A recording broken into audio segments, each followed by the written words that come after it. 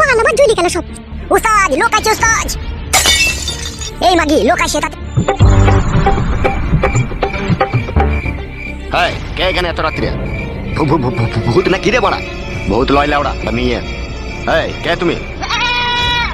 এই মাগি তুই এত রাত্রে এখানে কি করছিস? আমি হাঁটতে এসেছিলাম।